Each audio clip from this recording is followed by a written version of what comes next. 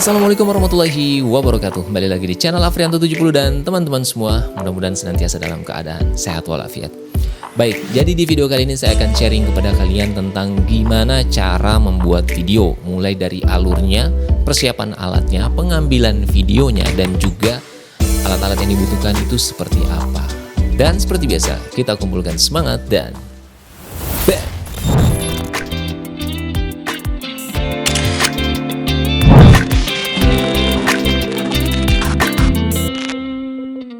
baik teman-teman semua, video ini saya buat karena memang ada beberapa teman saya yang bertanya, baik secara langsung ataupun ada yang melalui bertanya di kolom komentar di beberapa video saya. Jadi ada yang bertanya tuh tentang gimana cara persiapan pembuatan videonya, setupnya seperti apa, dan bahkan ada yang bertanya tentang habis berapa untuk membuat video seperti itu. Artinya alat-alat yang dibutuhkan itu sampai berapa kira-kira habisnya dibelinya gitu kan. Kita akan coba jawab secara singkat karena memang sebenarnya ini perlu dibagi beberapa part dari persiapan sebelum take video atau persiapan dari skripnya itu seperti apa. Kemudian ketika kita mau ngerekam itu seperti apa, settingannya, setupnya, dan yang terakhir itu peralatan-peralatan itu apa saja yang dibutuhkan dan berapa bahkan modal yang dihabiskan untuk memiliki alat-alat tersebut. Nah, itu kita akan coba bagi 3 part di video-video selanjutnya. Dan di video kali ini saya akan coba bahas secara singkat saja gitu ya. Nah, mudah-mudahan bisa menjadi acuan awal kalian tentang gambaran gimana sih membuat video dengan segala bentuk persiapan dan kebutuhannya. Baik, yang pertama ialah mengenai persiapan sebelum membuat videonya atau tag videonya. Itu harus ada persiapan sebelumnya tentunya dong. Ya, jadi seperti skripnya kita bahasannya biasanya ya.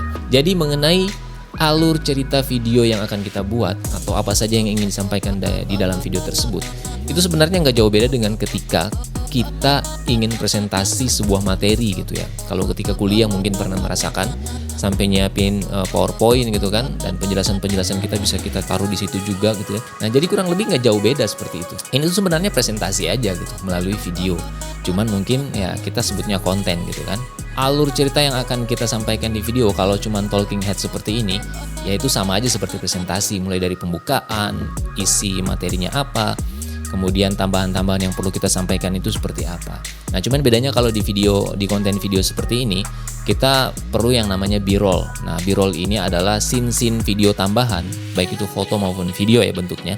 Itu untuk memperkuat penjelasan kita. Misal kita lagi ngomong apa, kita tampilkan video yang mendukung juga gitu ya. Kalau kita lagi ngomong soal Palestina umpamanya saat ini lagi terjadi pembantaian di Palestina gitu. Nah, itu kita bisa taruh tuh scene-scene tambahan mengenai kejadian atau keadaan di Palestina.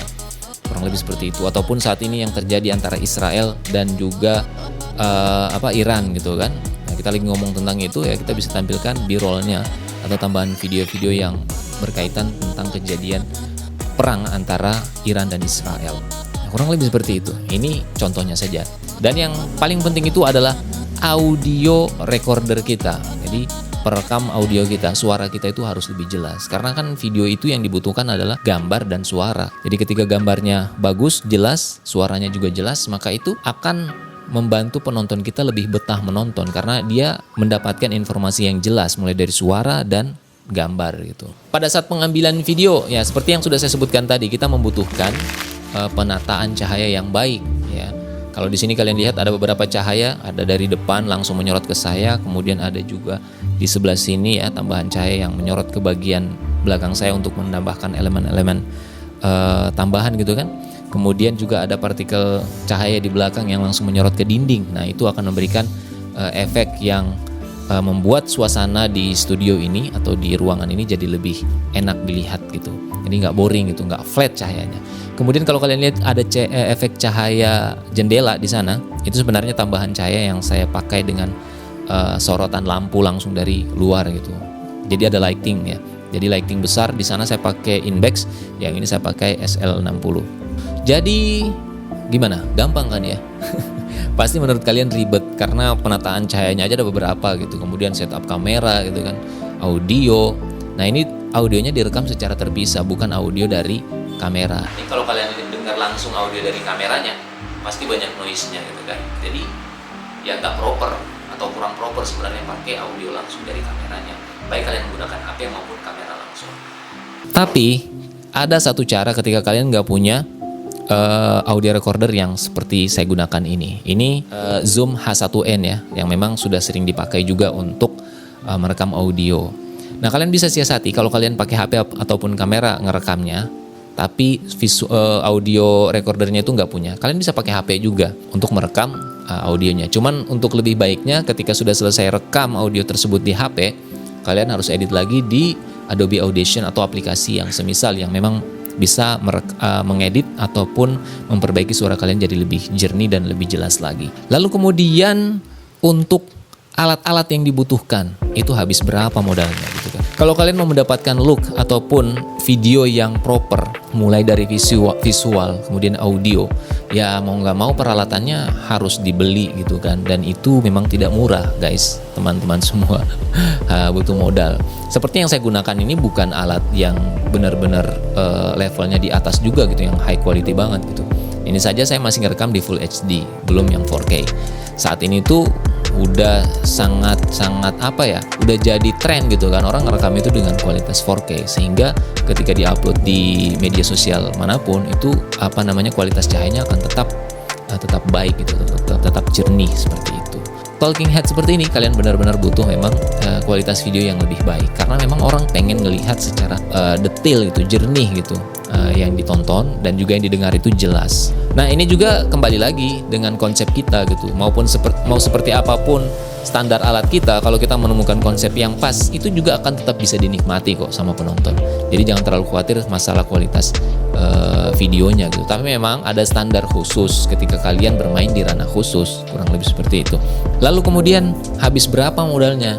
Kalau pertanyaan seperti itu kan relatif ya, karena memang modal yang dibutuhkan untuk konsep video tertentu itu juga ya butuh berapa juga itu relatif gitu. Ya, kalian mau bikin video talking head seperti ini ya butuh kamera yang mungkin minimal Full HD sudah mendukung gitu ya kualitasnya. Kameranya saja mungkin kalau di second itu ada yang 5 juta, 6 juta gitu kan. Itu baru kamera, belum lensa, belum audio recorder seperti ini, belum lighting lagi. Kemudian lighting tambahan seperti ini, lampu cahaya seperti itu, ya kemudian ya beberapa hal yang lain lah. Intinya kalau nggak mau repot bikin video itu, sewa aja studionya.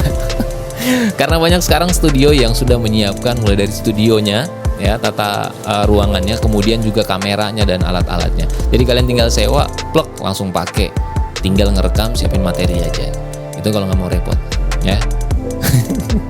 Jadi intinya adalah harus mau repot, mulai dari persiapan alatnya, kemudian mulai dari mengadakan alatnya itu juga ya pasti repot karena butuh modal juga gitu kan. Intinya adalah semua persiapan yang berkaitan dengan pembuatan video itu memang akan menguras tenaga, menguras energi, menguras pikiran, dan menguras kantong Anda. Tapi ketika kalian benar-benar punya passion di situ, hobi di situ, dan kalian menikmati itu, maka semuanya pasti akan dijalani dengan penuh semangat, dengan penuh kegigihan dan kesabaran. Kurang lebih seperti itu, meskipun sedikit menangis-nangis gitu ya. Baik, buat teman-teman semua yang mungkin baru mau bikin video dan bingung, mudah-mudahan video ini bisa membantu kalian. Dan kita akan coba bahas part demi part lebih detail gitu ya, terkait dengan yang mana kebutuhan kalian. Nanti silakan kalian pilih saja tuh, kalian tonton nanti, karena ada part yang membahas khusus persiapan sebelum pembuatan video ya. Kemudian part 2-nya mungkin part berikutnya adalah bagaimana ketika kita membuat videonya langsung atau take videonya itu seperti apa. Dan yang terakhir adalah mungkin part tentang alat-alat itu yang kita butuhkan itu kira-kira dananya habis berapa gitu, atau modal berapa sih untuk bisa membuat video minimal yang seperti ini. Oke, demikian untuk video kali ini, mudah-mudahan kalian dapat manfaat. Wassalamualaikum warahmatullahi wabarakatuh. Jangan lupa like, komen, dan subscribe.